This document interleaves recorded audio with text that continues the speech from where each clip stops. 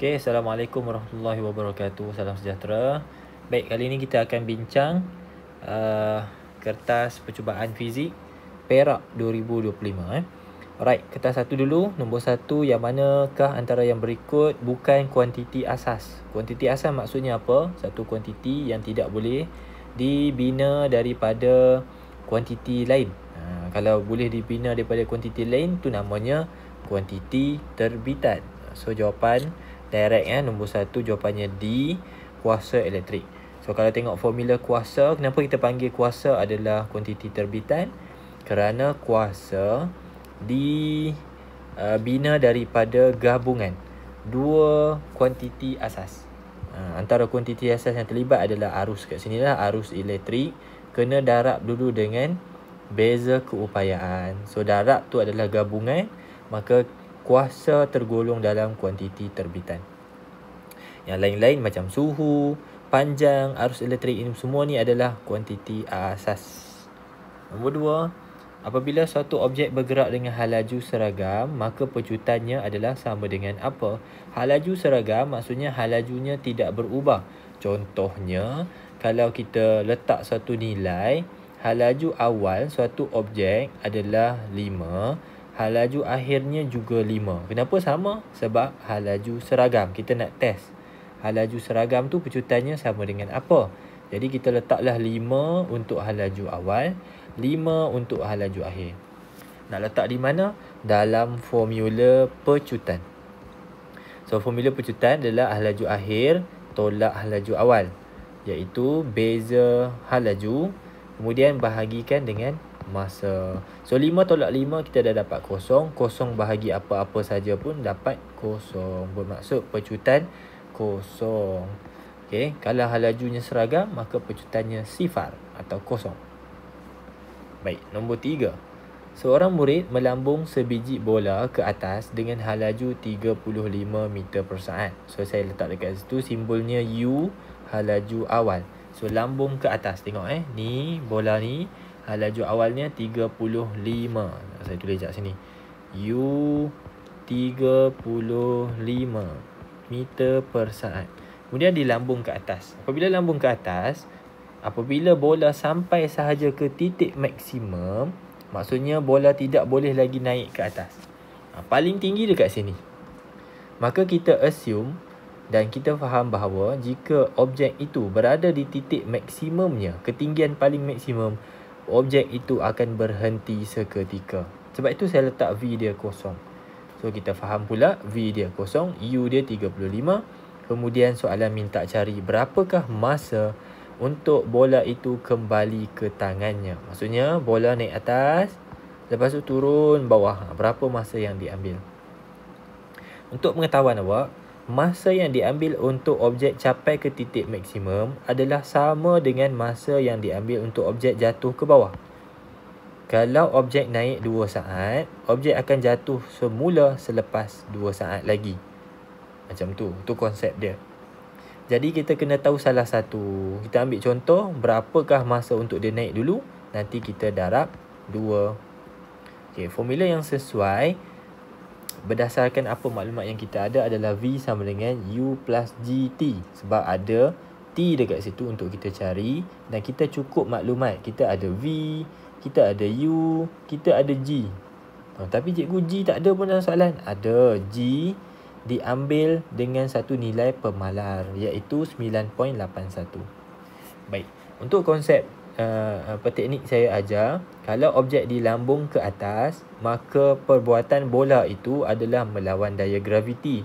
Saya akan ganti nilai G dengan tanda negatif di depan, kerana melawan daya graviti. Daya graviti kan semua bertindak ke bawah, ke pusat bumi. So perbuatan melambung menyebabkan saya letak tanda negatif kat sini. Okay, saya ganti V kosong, saya ganti U 35, saya ganti G negatif 9.81. Saya dapat 3.57. Saya darab 2. Kenapa darab 2? Sebab soalan nak masa untuk kembali ke tangan. Dari tangan kembali ke tangan. So naik 3.57, turun 3.57. We simply darab 2, kita dapat jawapannya. Next, nombor 4. Seorang budak Dia kejar lembu. Budak tu lari secara zigzag kerana lembu tersebut sukar untuk mengubah pergerakan kerana inersia lembu yang lebih besar. Kenapa inersia dia besar? Kerana faktor jisim. Ingat pelajar-pelajar, inersia dia ada satu faktor je. Inersia ada satu faktor je, iaitu jisim. Semakin besar jisim objek, semakin besar kesan inersianya. Apa kesan inersia dia? Sukar mengubah arah, sukar untuk mula bergerak, sukar untuk berhenti. So yang sesuai kat sini adalah jawapan C, kerana lembu mempunyai jisim yang lebih besar. Nombor 5. Seorang budak lelaki berlari, kemudian melompat ke atas satu papan luncur yang pegun. So papan luncur ni tak bergerak. Budak ni yang lari naik atas papan luncur. So apa berlaku? They both move. Dua-dua bergerak sekali lah.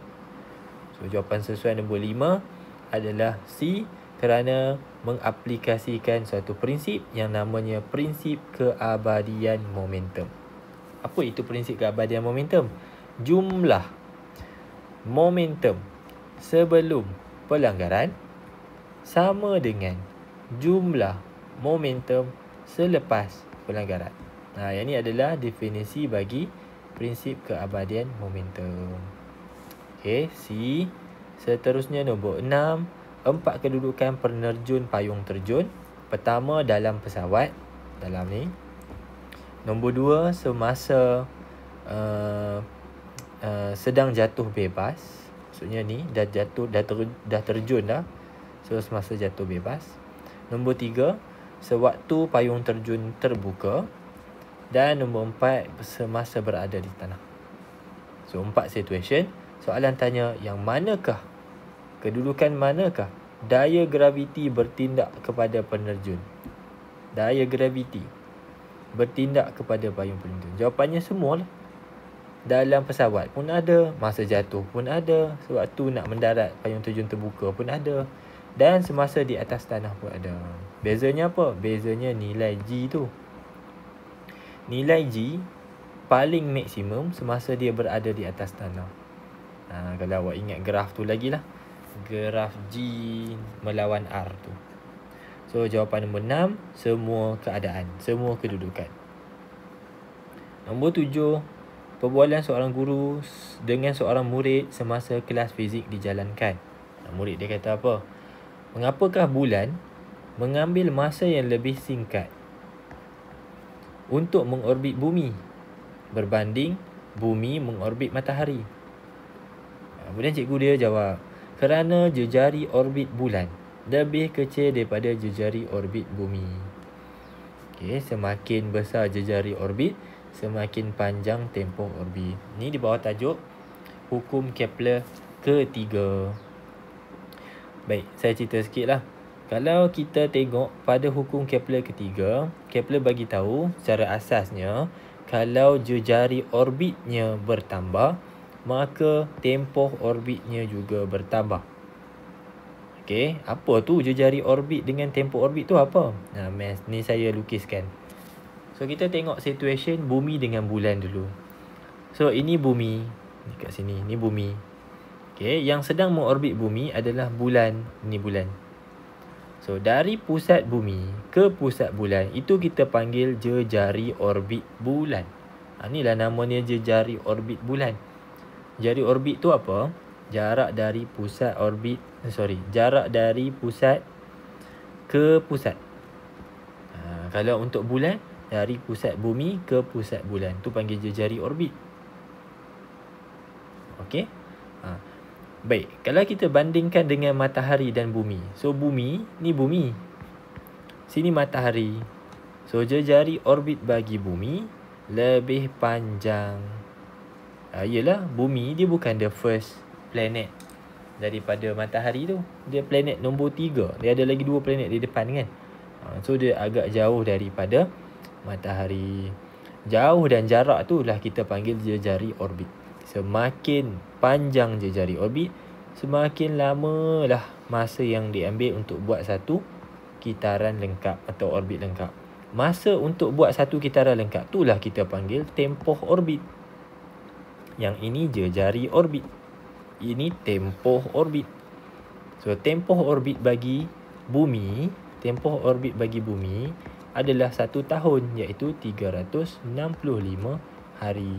Cukup 365 hari, barulah cukup satu kitaran orbit lengkap. Macam tu.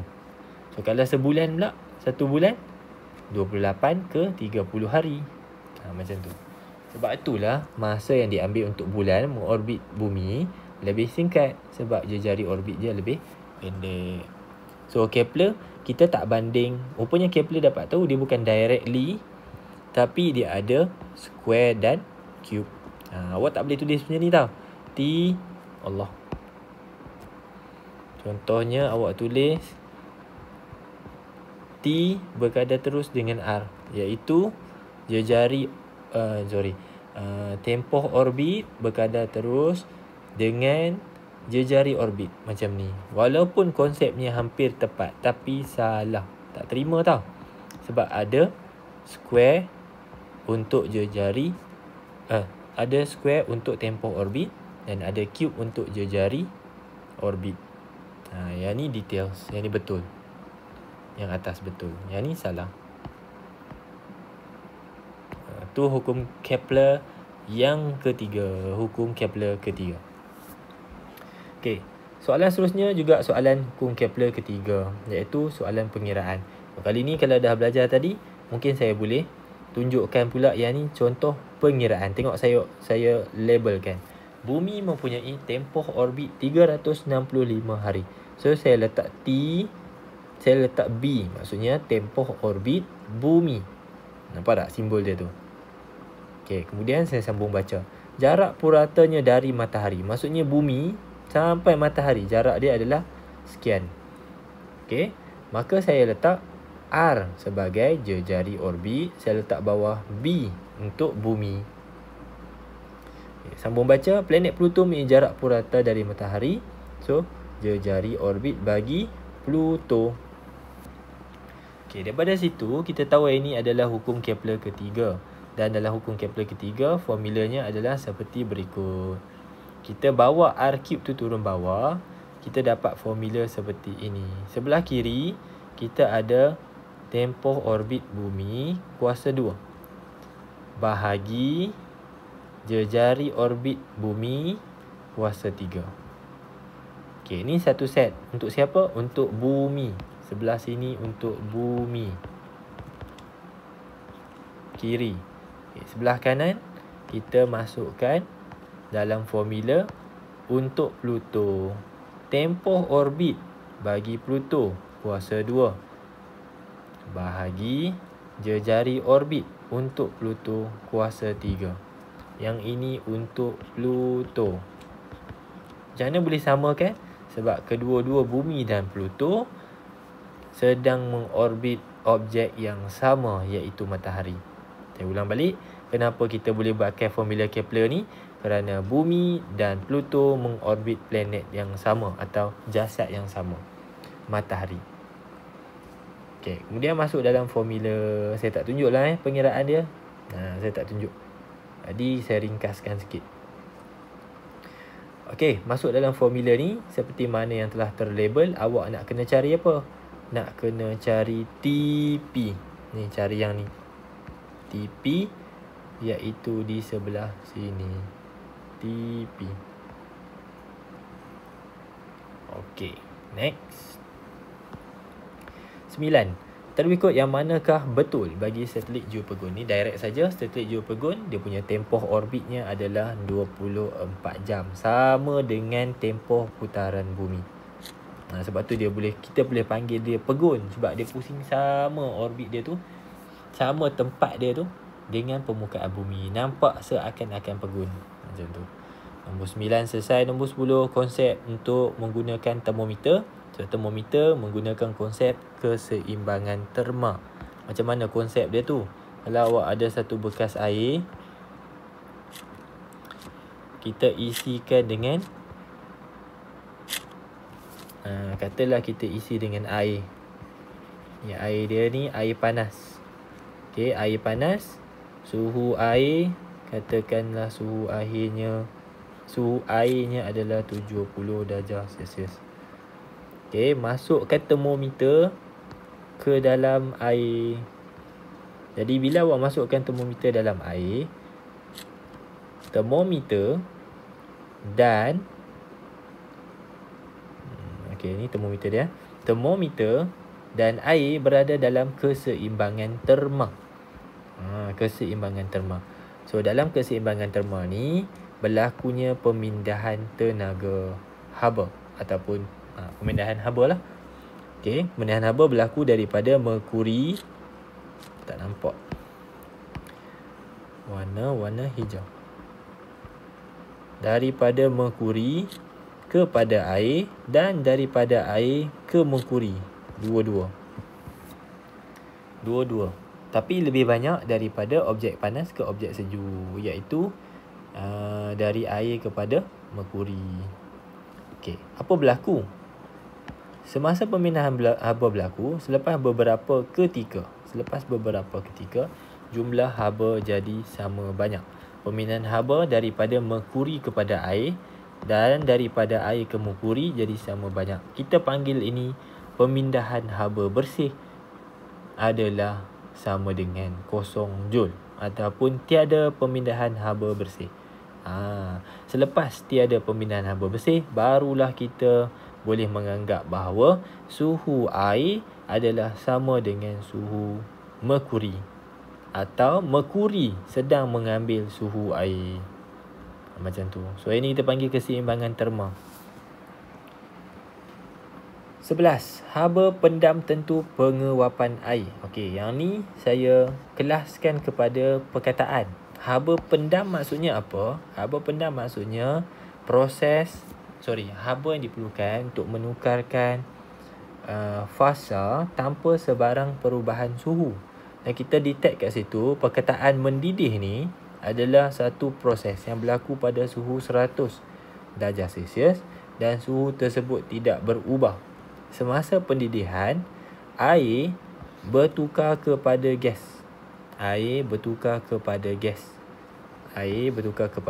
Tapi pada suhu 100 dan suhu itu tidak meningkat. Okey, kemudian saya tengok perkataan penguapan. Penguapan maksudnya daripada cecair menjadi gas ataupun steam. Kemudian perkataan tentu bermaksud khas untuk 1 kilogram. So, jawapan paling tepat adalah bola. 12. Hukum gas. Okay, bila kita dah ambil maklumat, contohnya V kita, V1 20, T1 37, T2 87. Kemudian soalan minta cari peningkatan isi padunya. Kita tengok V2. Kita nak cari V2. Okey, yang ni mungkin ada sikit errata. Bukan V dia ada sama dengan tu tahu pasal saya cerita dulu. Okey, yang ni namanya hukum Charles. Kalau soalan tanya, ini namanya hukum Charles. Macam mana saya tahu? Sebab melibatkan isi padu dan suhu. Kemudian saya tulis formula untuk hukum Charles. Ingat, kalau dalam hukum gas, T1 dan T2 iaitu suhu mesti ditukar kepada suhu mutlak. Suhu mutlak tu apa? Suhu yang ditukar dalam unit Kelvin. Tengok sini. Unit Kelvin tu apa? Unit Kelvin adalah kita ambil suhu darjah Celsius, kita tambah dengan 273. Dapatlah dalam unit Kelvin. Yang ni kita panggil suhu mutlak. So T1 saya jadi macam ni, T2 saya jadi macam ni. Dua-dua suhu mesti tukar ke dalam unit Kelvin. Okay, so lengkapkan matematik ni, awak cari V2. Saya pasti sini ada sikit kesilapan sebab saya perasan ada silap ni sini. So awak cari dulu V2, awak akan dapat satu jawapan. Okay, kemudian awak akan tolak dengan jawapan awal. Sebabnya dia minta cari peningkatan isi padu. Ni saya silap isi tau. Awak kena tolak dulu. Bila awak dah dapat jawapan kat sini, saya alihkan jawapan ni dulu Ni. Tak situ. Okey, awak cari jawapan ni, awak dapat jawapan, kemudian awak akan tolak dengan jawapan ini. Sebab soalan minta peningkatan isi padunya. Awak akan dapat isi padu akhir kan? Tolak dengan 20. Barulah awak dapat jawapan A 3.23. Okey sorry kat situ tak teratur sikit. Baik, 13. Graf sesaran masa. Okey, dalam tajuk gelombang dia ada dua jenis graf yang lebih kurang sama, iaitu sesaran melawan masa. Satu lagi adalah sesaran melawan jarak. So kena make sure awak awak detect graf yang betul, yang tepat dengan konten dia lah. Sebab apa? Kalau graf sesaran melawan masa, awak boleh cari period ataupun tempoh dan awak boleh cari frekuensi. Kalau graf dia tukar kat sini jadi jarak, maka awak tak boleh cari masa tu, tak boleh cari tempoh. Awak hanya boleh cari panjang gelombang. Okey, boleh tengok balik lah, semak balik konten dia tu. Kalau siapa yang tak jelas apa yang saya bagi tahu, tengok pasir-pasir yang lalu ada. So back to the soalan. Soalan minta cari apa? Dasarkan graf, apakah frekuensi gelombang? Saya pun tulis formula bagi frekuensi. Frekuensi adalah 1 bahagi tempoh. Nampak tak ada tempoh kat bawah ni? 1 bahagi tempoh. So saya kena cari dulu berapa tempoh pada soalan. Pada rajah 6, awak cari tempoh. Macam mana cari tempoh? Bentuk S terbalik. Macam ni pun tempoh. Okey, atau huruf U besar. Macam ni pun tempoh. Tempoh tu apa? Tempoh adalah masa yang diambil untuk membuat satu ayunan lengkap. Masa yang diambil untuk menghasilkan satu ayunan lengkap. Ayunan lengkap tu apa? Dia pergi kanan, pergi kiri, patah balik. So dalam erti kata yang lebih ringkas, dia pergi ke positif, patah balik ke kosong, pergi ke negatif, patah balik ke kosong. Itu yang saya highlight warna kuning adalah satu ayunan lengkap. So kita nak apa? Masa. Tengok, banyak pelajar tak tahu yang kita tengah cari masa. So masa tengok dekat paksi mana? Paksi X. So masanya adalah 0.4 saat. Okey, masuk dalam formula. Dah tahu dah masa, masuk formula ni. So 1 bagi 0.4 dapat jawapan 2.5 Hz. 17. Rajah 7 menunjukkan satu gelombang bunyi terpantul. Nampak saya highlight perkataan terpantul, menandakan saya tengah check saya punya konten untuk fenomena pantulan gelombang. So dalam pantulan apa yang berlaku? Arah saja berubah. Yang lain-lain semua tak berubah. Lambda tak berubah, frekuensi tak berubah, laju tak berubah. Laju pula. Laju tak berubah. Laju berubah tau. Laju tak berubah sebab arah berubah, so laju berubah. Ni laju tak berubah. Apa lagi? Amplitude juga tak berubah. Arah sahaja yang berubah. So saya check. Apa soalan tanya? Yang manakah benar? So jawapannya adalah A. Laju bagi gelombang 7 dengan gelombang terpantul adalah sama. Betul. Laju sama. Dia tak jadi makin perlahan, tak jadi makin laju. Lain-lain semua salah. Frekuensi mana boleh lebih kecil? Sudut 7 lebih besar, tak boleh sama besar. Panjang gelombang lebih pendek, tak boleh, tak berubah. So semua salah sini. Seterusnya 15. Rajah 8 menunjukkan penggunaan gelombang elektromagnet. Okey, yang ni adalah mesin MRI. Mesin MRI kalau kita check berdasarkan konten, mesin MRI menggunakan gelombang radio atau radio frekuensi wave. Dalam English dia panggil RF lah. Dan juga combination dengan medan magnet berkekuatan tinggi. So ni saya catatkan kat situ lah. Mesin MRI ni dia gunakan proton atau guna hidrogen dalam badan lah. dia akan ganggu putaran. Lepas tu semasa putaran tu balik semula ke keadaan asal dia, kita ambil perubahan tu, jadikan dia image. So yang ni ada contradict sikit dengan skema. Sebab saya tengok skema jawapannya D. Tapi berdasarkan apa yang kita tengok dalam konten, iaitu mesin MRI ni dia guna gelombang radio. Gelombang radio dia ada wavelength yang panjang dan juga frekuensi yang rendah. So jawapannya A. Saya tak pastilah sebab skema dia bagi D. Mungkin saya salah. Kalau siapa yang ada penjelasan, especially geng-geng Perak, boleh komen kat bawah. Saya nak tahu juga. Kukutlah ada pembetulan ataupun saya yang tersalah. Boleh komen kat bawah. Alright. So 16, satu sinar cahaya merambat dari air ke udara. So air yang mana? Air yang dekat atas ni. Air yang dekat bawah ni. Nak merambat ke udara. So fenomena apa ni? Pembiasan gelombang cahaya. Pembiasan. Alright. Soalan bagi ke awak, indeks biasan air ialah 1.33. Indeks biasan adalah N. Simbol bagi indeks biasan adalah N. Soalan minta apa? Apakah nilai sudut theta? Baik, kita tengok dulu dalam rajah. Theta tu yang mana? Dekat sini rupanya theta. So kita highlight kejap.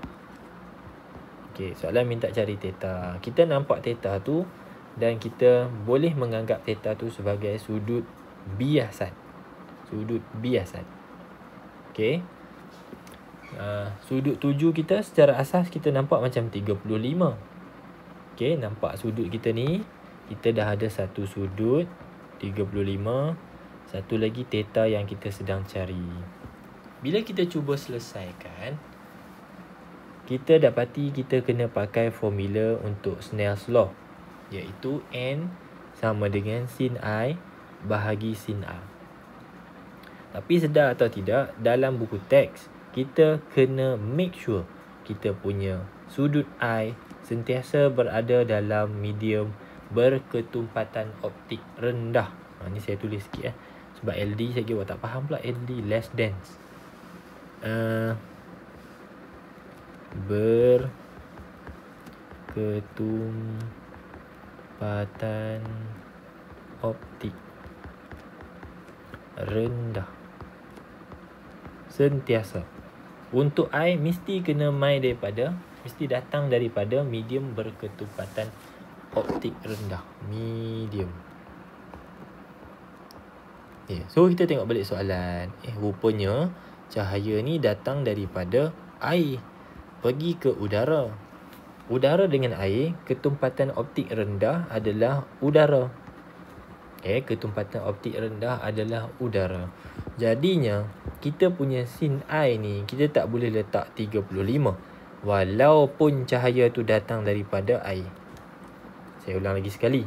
Formula bagi Snell's Law, syarat untuk guna I dia mesti daripada medium berketumpatan optik rendah. So awak kena tengok rajah.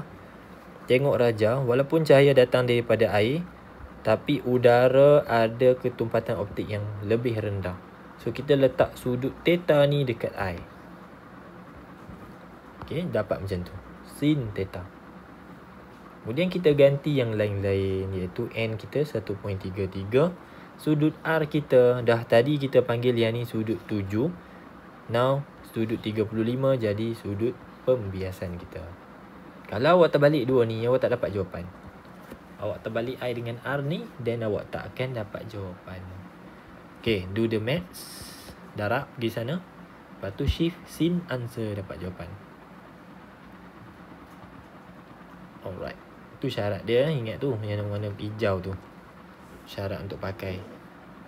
17. Peralatan manakah menggunakan aplikasi pantulan dalam penuh? Jawapannya adalah binokular, kerana dalam binokular ada prisma. Yang lain-lain semua guna kanta. Mikroskop guna kanta cembung, teleskop guna kanta cembung, kamera webcam pun guna kanta cembung. So kanta cembung ni fenomenanya adalah pembiasan cahaya. 18. Ini selalu keluar. Kalau tak teleskop, mikroskop. Sangat kerap. So kena hafal. Kena hafal sikit ciri bagi teleskop. Macam mana nak bina satu teleskop? Okey, pertama asasnya adalah mesti ada dua kanta cembung. Mesti ada dua kanta cembung. Dua-dua kanta tu tak boleh sama tebal. Tak boleh sama tebal sebab kita nak panjang fokusnya berbeza. Tak boleh sama tebal sebab kita nak panjang fokusnya berbeza. Beza macam mana? FO lagi besar dari FE. File yang tu pula nombor 2. Ni nombor 2. FO lagi besar dari FE. FO maksudnya panjang fokus bagi kanta objek adalah lebih besar, lebih panjang daripada panjang fokus bagi kanta mata, eyepiece. Kalau awak nak hafal FO, FM pun boleh. Sebab objek dengan mata, bahasa Melayu kan. Okay, itu nombor 2. Nombor 1 tadi. Ni nombor 2. Nombor 3 adalah N sama dengan tambah pula FO tambah FE. Okay, N ni adalah normal adjustment. Pelarasan normal. Pelarasan normal ni apa? Jarak di antara dua kanta.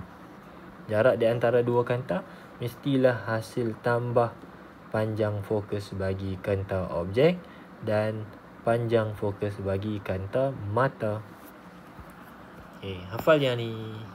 Kalau keluar teleskop, kalau mikroskop, yang ni nombor 1 sama lagi. Kalau yang nombor 2 kita terbalikkan ni. Nombor 3 kita tukar sama dengan jadi lebih besar. Itu untuk mikroskop. Tengoklah contoh-contoh dalam trial yang lain. Jangan tengok 2025 je tau. Tengok 2024, 2023. Sebab dia ada pattern dia. Baik. So 18 jawapannya adalah bola. FO lebih besar dari FM. Ini bahasa Melayu lah. Bahasa Inggeris kat bawah. Tu. 19. Yang manakah merupakan ciri-ciri imej yang dihasilkan oleh cermin cekung? Okey, cermin cekung sebenarnya. Cermin cekung ni saya dah lukis kat awak. Ini contoh cermin cekung. Cermin dia ada dua titik. Pertama titik C, iaitu titik tengah kelengkungan. Kemudian C ni dengan cermin, titik tengahnya adalah F. F besar iaitu titik fokus. Okey, saya cuba letak satu objek kat sini dan saya dah lukis siap-siap dah. Okey, bagi cermin, fenomenanya adalah pantulan. So cahaya pergi dekat cermin, terpantul masuk dalam titik fokus. Sebab ini kanta cermin cekung. Cermin cekung sifatnya memfokus. Okey, jadi ray yang kedua adalah inverse kepada ray pertama tadi, terbalik. Masuk dalam F dulu baru pergi selari.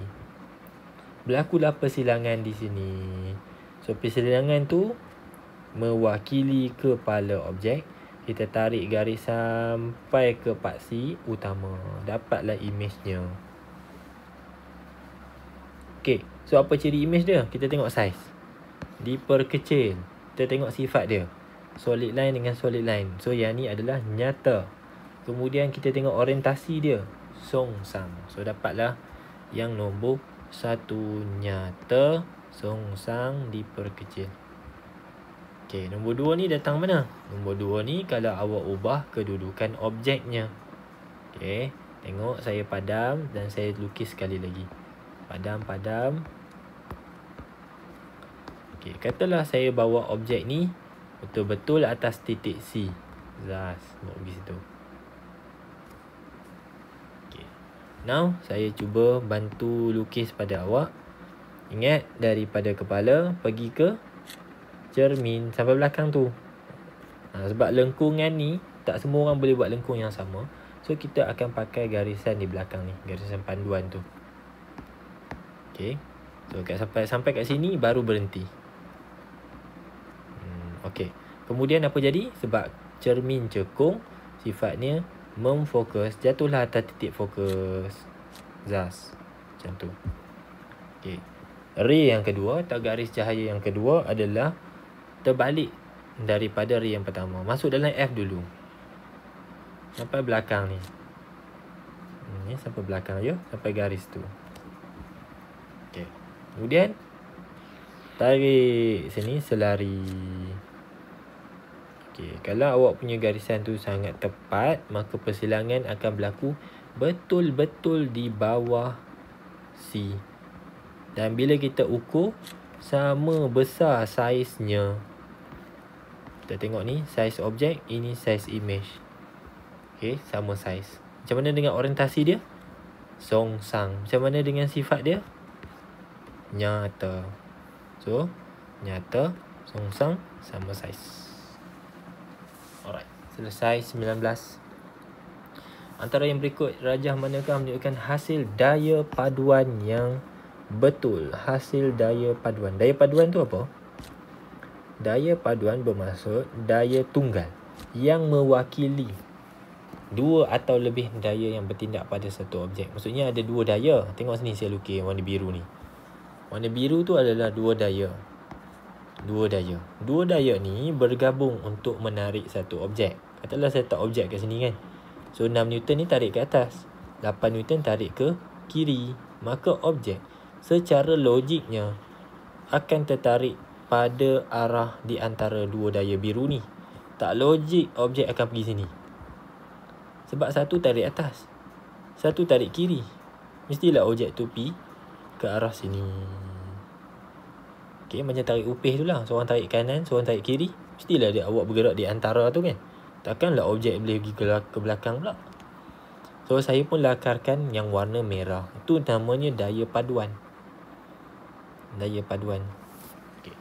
Saya tak mau cerita tu lagi. Saya cerita bawah ni pula. Ini saya buat contoh untuk C dengan D. Sebab C dengan D awak tengok diubah arah 8 Newton tu. Ni 8 Newton ke kanan. Tadi 8 Newton ke kiri kan. So sama juga. 6 Newton ke atas, 8 Newton ke kanan. Mestilah tertarik di antara. Arah dia macam tu. Di antara 6 dengan 8. Tapi kali ni ke arah ni lah. Sebab dah 8 awak ubah ke kanan. So yang warna merah ni namanya apa? Daya paduan. Daya tunggal yang mewakili dua atau lebih daya yang bertindak pada satu objek. So now kita nak buat segitiga daya. Segitiga daya. Baik. Segitiga daya ni macam mana? Kita cabut sisi dia tu, kita bentuk satu segitiga. So literally saya akan buat guna saya punya ink ni lah. Yang ni kita nampak untuk kita buat segitiga, kita tinggal lagi nak sambung sini je. Nak ambil mana? Ambil lah 6 ni. Jadi saya ambil 6, saya angkat pergi sini. Dapat segitiga. Ada tak jawapan? Ada jawapan. Kiri 6 ke atas. Okey, dah betul. Okey, 10 Newton saya ke arah kiri dan atas. Nampak ni? Ini. Ni. Kiri dan atas. Which is yang ni salah. Ini juga salah. Okey, tu jawapan yang betul. Ini jawapan yang betul. Kalau paper 2 tinggal tambah sudut segi sudut apa? 90 darjah kat situ. Okay, so this one salah. This one also salah. Saya tengok C dengan D, ada jawapan tak? So now segitiga kita nak angkat 6 Newton ni pergi sini. Thus jadilah satu segitiga daya. Ada jawapan 6 ke atas, 8 ke kanan. Kita dapat daya paduan kita ke atas kanan. Ada? Ada. Okay. Dah, settle. Yang ni salah. So, untuk paper 2 ada dua possible lukisan lah. Macam ni pun betul, macam ni pun betul. Depends kepada arah 8 Newton. Macam itu. Itu saja untuk part 1. InsyaAllah jumpa lagi dalam part 2. Terima kasih. Thank you support.